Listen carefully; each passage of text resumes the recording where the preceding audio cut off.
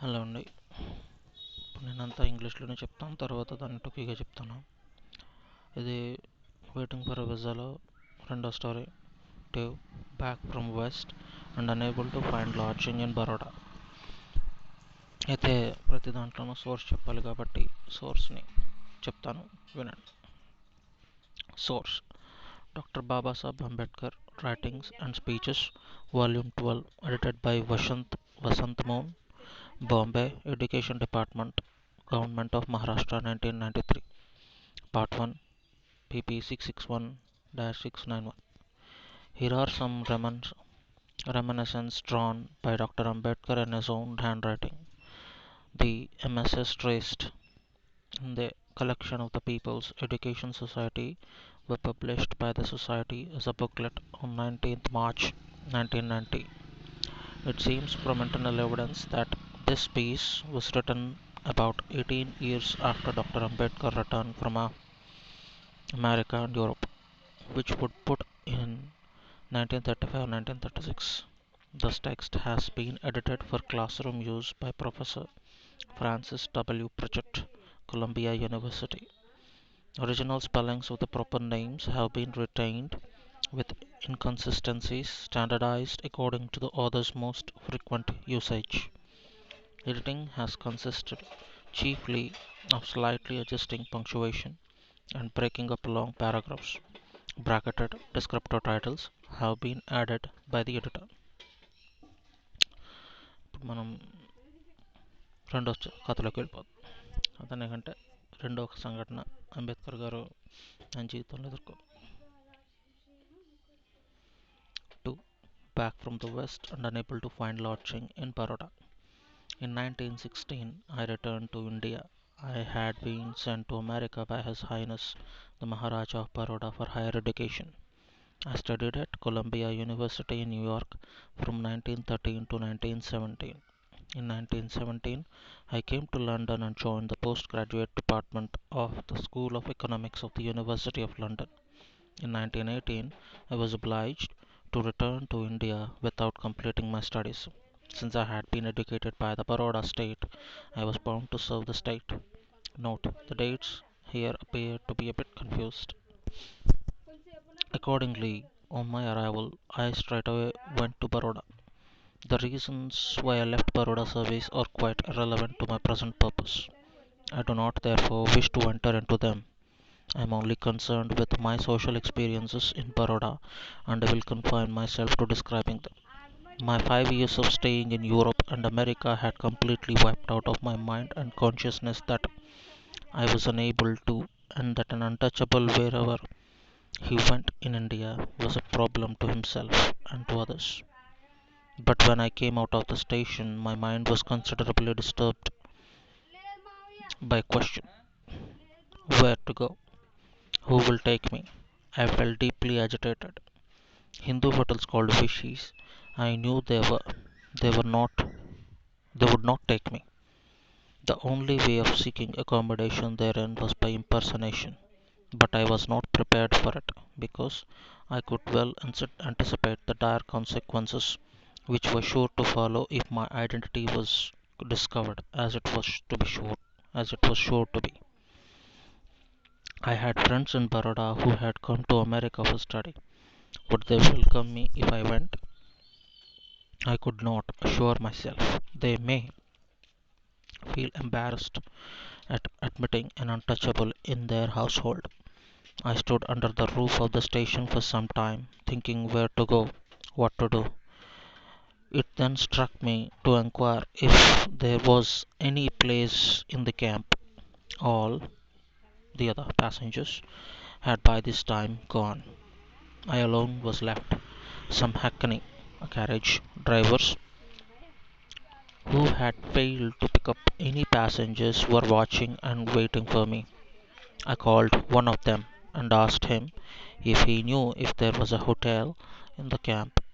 He said that there was a Parsi inn and that they took paying guests.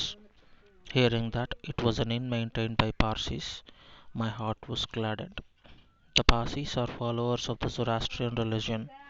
There was no fear of my being treated by them as an untouchable. because their religion does not recognize untouchability.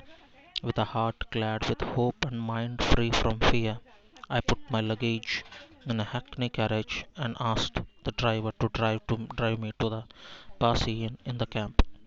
The inn was a two-storied building on the ground floor of which lived an old Parsi with his family.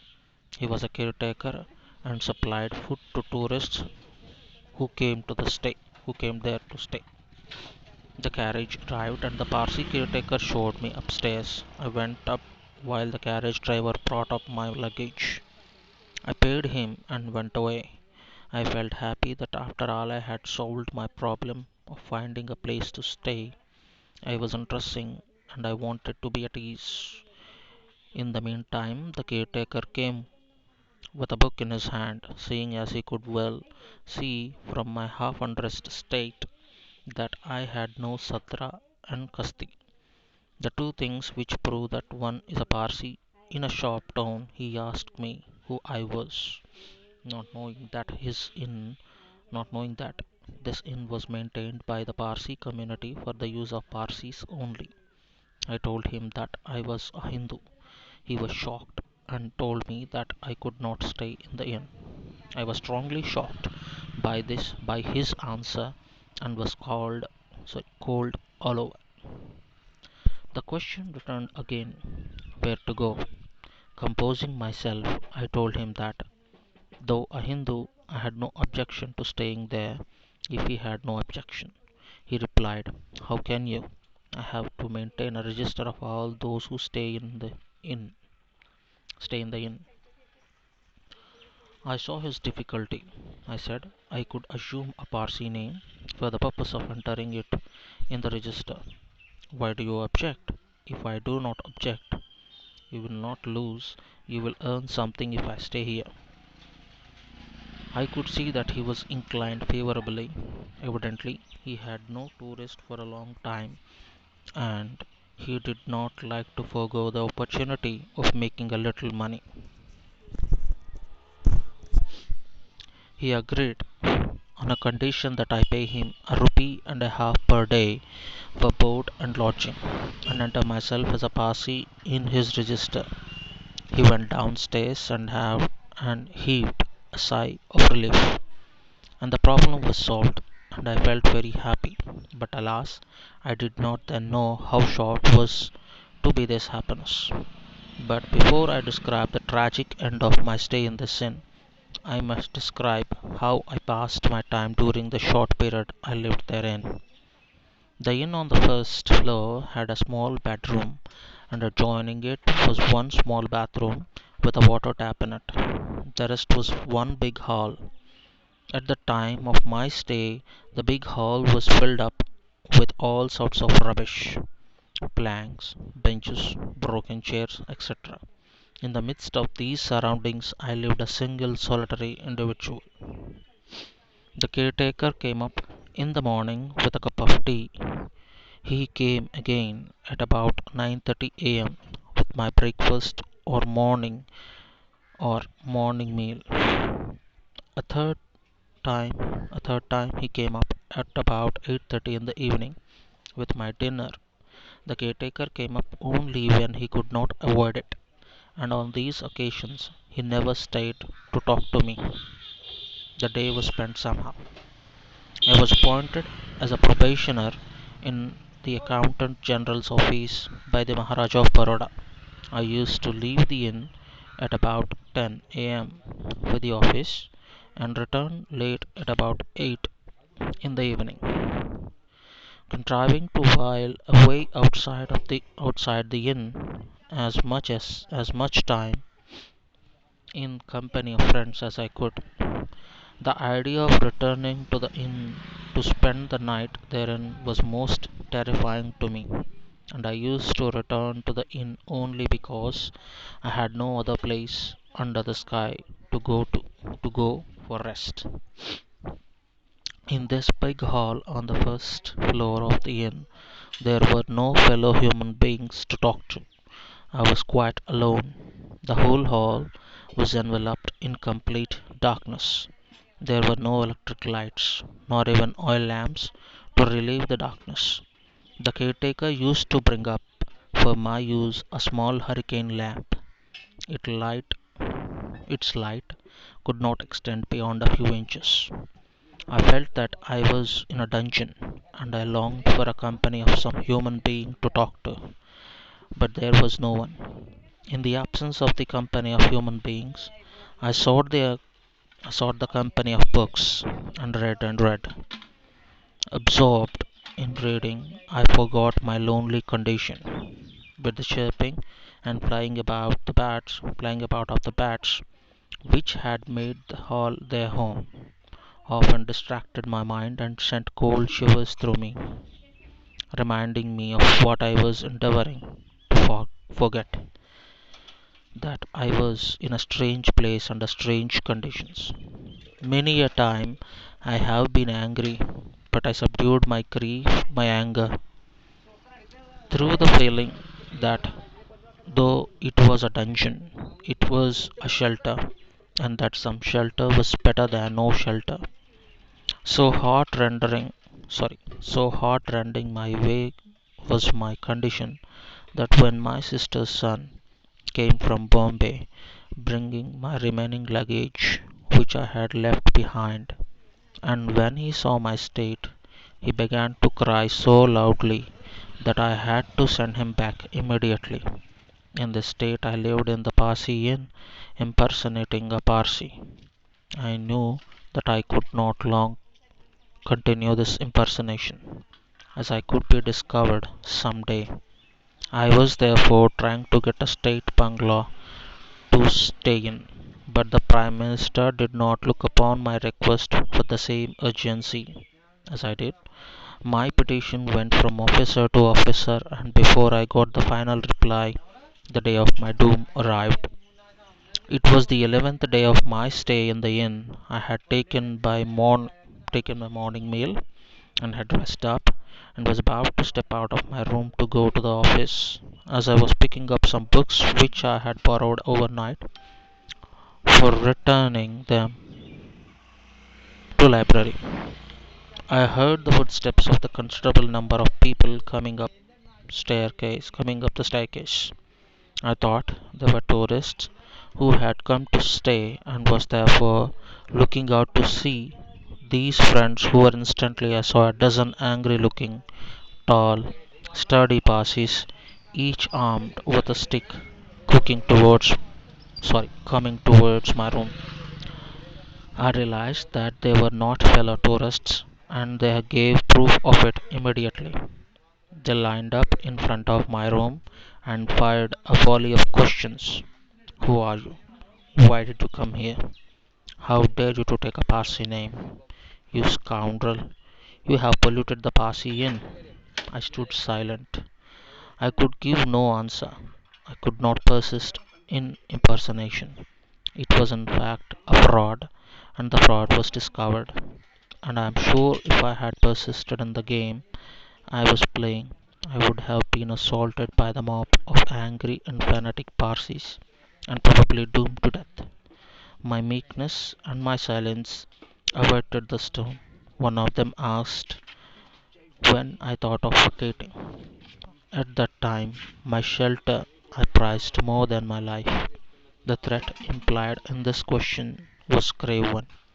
I therefore broke my silence and implored them to let me stay for a week at least, thinking that my application to the minister for a bungalow would be decided upon favorably in the meantime.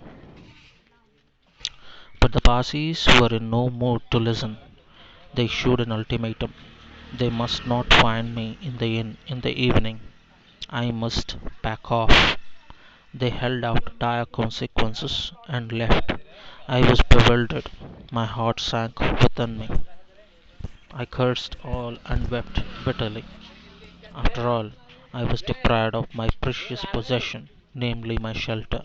It was no better than a prisoner's cell, but to me it was very precious.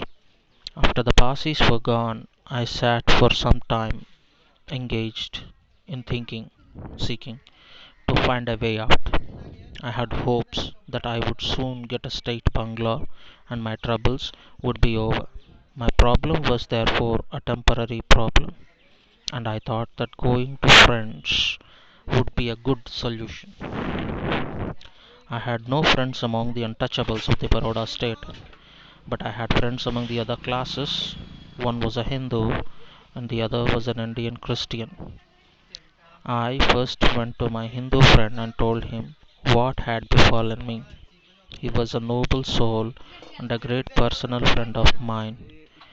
He was sad and also indignant.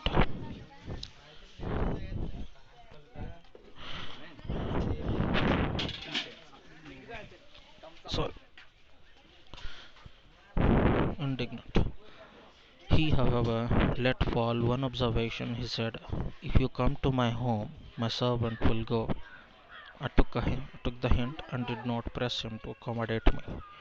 I did not like to go to the Indian Christian friend when he had invited me to go to stay with him, but I had declined, preferring to stay in the Parsian. My reason was that his habits were not congenial to grow now would be invite a rebuff. So I went to my office, but I could not really giving up this chance of finding a shelter. On consulting a friend, I decided to go to him, to the Indian Christian friend, and ask him if he would accommodate me. When I put the question, his reply was that his wife was coming to Baroda the next day, that he would have to consult her. I learned subsequently that it was a very diplomatic answer. He and his wife came originally from a family which was Brahmin by caste. And although on conversion to Christianity, husband had become liberal in thought, the wife had remained orthodox in her ways and would not have consented to harbor an untouchable in her house. The last ray of hope thus flickered away. It was 4 p.m. when I left the house of my Indian Christian friend. Where to go was the one supreme question before me. I must quit the inn and had no friend to go to. The only alternative left was to return to Bombay. The train to Bombay left Baroda at 9 p.m. There were 5 hours to be spent. Where to go? Where to spend them? Should I go to the inn? Should I go to my friend? Should I not muster up sufficient courage to go back to the inn? I feared the Parsis might come and attack me. I did not like to go to my friend, though my condition was pitiable. I did not like to be pitied.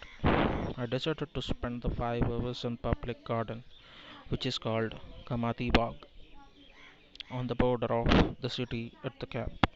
I sat there partly with a vacant mind, partly with sorrow at the thought of what had happened to me, and thought of my father, my mother, as do as children do when they are in a forlorn condition. At 8 p.m., I came out of the garden, took the carriage to the inn, brought down my luggage. The caretaker came out, but neither nor I could utter a word to each other. Felt that he was in some way responsible for bringing me, into trouble. I paid him his bill, he received it in silence, and I took his leave in silence. I had gone to Baroda with high hopes. I had given up many offers. It was about time. Many places in the Indian Education Service were vacant. I had gone to Baroda with high hopes. I had given up many offers. It was war time. Many places in the Indian Educational Service were vacant. I know very influential people in London, but I did not seek any of them. I felt that my duty was to offer my services first to the Maharaja of Baroda, who had financed my education, and there and here I was driven to leave Baroda and return to Bombay after a stay of only 11 days. The scene of a dozen Parsis armed with sticks lined up before me in the menacing mode, and myself standing before them with a terrified look imploring for mercy, is a saint which so long a period as 18 years has not succeeded in fading, causing to fade away. I can even now vividly recall it, and I never recall it without tears in my eyes. It was then, for the first time, that I learned that a person who is an untouchable to a Hindu is also an untouchable to Parsi. మీరు కనుక గమనించినట్లయితే ఇది అంబేద్కర్ గారు వారి జీవితం waiting for గజాలో ఆయన జీవితంలో జరిగిన రెండో ముఖ్యమైన సంఘటన గురించి ఆయన వివరంగా చెప్పారు. ఆయన చదువులు పూర్తి చేద్దామని చెప్పి కేంబ్రిడ్జ్లో economics of London university of లండన్లో school of economics post graduation డిపార్ట్మెంట్లో ఆయన చదువు పూర్తి చేద్దాం అనుకున్నప్పుడుకి ఏమైందంటే బరోడా సంస్థానం నుంచి వచ్చిన పిలుపుతో ఆయన పనిచేయడానికి వచ్చారు. సో బరోడా సంస్థానం వాళ్ళు ఏంటంటే ఆయన చదువుకి సహకరించారన్న కృతజ్ఞత ఆయన అక్కడే పనిచేయడానికి మొదటికి వెళ్ళారు. నిజానికి ఆయనకున్న క్వాలిఫికేషన్స్కి తాను ఎక్కడ కావాలంటే అక్కడ ఉద్యోగం సంపాదించుకోగల సత్తా ఉన్నాయి. కానీ కృతజ్ఞత భావంతో బరోడా సంస్థానానికి మొదటి ఉద్యోగానికి వెళ్ళారు. అయితే అనుకున్న మొదటి ఇబ్బంది ఏంటంటే సంస్థానంలో ఉద్యోగం కాదు, ఎందుకంటే మహారాజు వారు ఆల్రెడీ ఎప్పుడో చెప్పారు. కానీ బరోడా రాజ్యంలో ఆయనకి చూడడానికి చోటు కావాలి. దానికోసం అని వెళ్ళినప్పుడు బాంబేలో ఆయనకి అన్టచబుల్ కాబట్టి ఆయనకి ఇల్లు దొరకడం కొంచెం కష్టం. అస్పృశ్యుడు అంటారు కూడా కాబట్టి ఆయన అమెరికాలోనూ లేకపోతే లండన్లో ఉన్నప్పుడు ఆ బాధ ఆయన అనుభవించలేదు, ఎందుకంటే ఆయన తెలియలేదు. ఆయన అస్పృశ్యుడు అన్న విషయం అక్కడ వాళ్ళకి తెలియదు, అటువంటిది అలా పాటించరు. ఆయన ఎప్పుడైతే భారతదేశం వచ్చాడో ఆయన అస్పృశ్యుడు అన్న విషయానికి అప్పుడే అర్థమైందని ఏంటంటే ఆయనకు గుర్తొచ్చింది. మళ్ళీ ఎప్పుడైతే ఆయన బాంబే వచ్చారో ఆయనకి ఎవరెవరన్న విషయం తెలిసిన తర్వాత ఆయన మొట్టమొదటిగా చేసింది ఏంటంటే ఎంక్వైరీ చేసుకున్నాడు. ఆయన ఒక పారసీకుల పూటకోళ్ళ దాంట్లో పూటకోళ్ళు అనేవారు. ఒకప్పుడు మనకి లాడ్జ్లు ఉండేవి కాదు. పూర్వంలో కొంతమంది ధర్మకథలు ఏం చేసేవారు అంటే పెద్ద ఇల్లు తీసుకుని దాంట్లోనే అందరికీ లాడ్జింగ్ సర్వీస్ ఇచ్చేవారు అన్నమాట. అలాగా ఒక పారసీకులకి ఇచ్చారు. అంబేద్కర్ గారు కూడా పారసీకులు అనేసరికి హిందువులు కాదు కాబట్టి ఖచ్చితంగా అందరికీ ఇస్తారని నమ్మకం తెలియదు ఏంటంటే పారసీకులకు మాత్రమే అంటారు. అలాగా ఆయన ఈ ఇంటికి సంబంధించిన విషయాల్లో చెప్తున్నప్పుడు ఒకనొక సమయం వచ్చేటప్పటికి పారసీకుల్లోనికి అంబేద్కర్ గారు వాళ్ళ పూటకోల దాంట్లో ఉన్నారని అర్థమైంది. ఎప్పుడైతే ఒక హిందూ పారసీకులు ఉన్నారని చెప్పారో అందులో ఒక అంటరానివాడు అనేసరికి దాదాపుగా 12 మంది ఆయన చంపడానికి సిద్ధమయ్యారు. అంతటి అంటరానితనం అప్పుడు ఉందన్న విషయాన్ని ఆయన మనకి ఈ స్టోరీ ద్వారా చెప్పారు. ఆయన బాగా గుర్తుంచుకుంది ఏంటంటే the last words of him in this story ఎందుకంటే ఆయన experience. The scene of dozen Parsis armed with sticks lined up before me in a menacing mode, and myself standing before them with a terrified look, imploring for mercy, is a saint which so long a period of 18 years has not succeeded in fading away. 12 మంది పార్సీలు, dozen మంది పార్సీలు కర్రలతో రెడీగా ఉండి దాదాపుగా ఆయన చంపడానికి సిద్ధంగా ఉన్నప్పుడు ఆయన లోపల భయంతో ఉంటూ వారి దయతో బతకాల్సిన సంఘటన అనేది 18 సంవత్సరాలైనా ఆయన ఎప్పుడూ మర్చిపోలేకపోయాడు. ఇదే విషయాన్ని ఆయన ఎప్పుడు రికాల్ చేసుకున్న కన్నీరు మాత్రం ఖచ్చితంగా వస్తుంది అని ఆయన చెప్పాడు. ఆఖరిగో మాట ఆయన ఉన్నదంటే చూద్దాం. It was then for the first time that I learned that a person who is an untouchable to a Hindu is also an untouchable to a Parsi. హిందువులకు అన్టచబుల్ అయినాడు, పార్సీలకు కూడా అన్టచబుల్లే అని చెప్పాడు.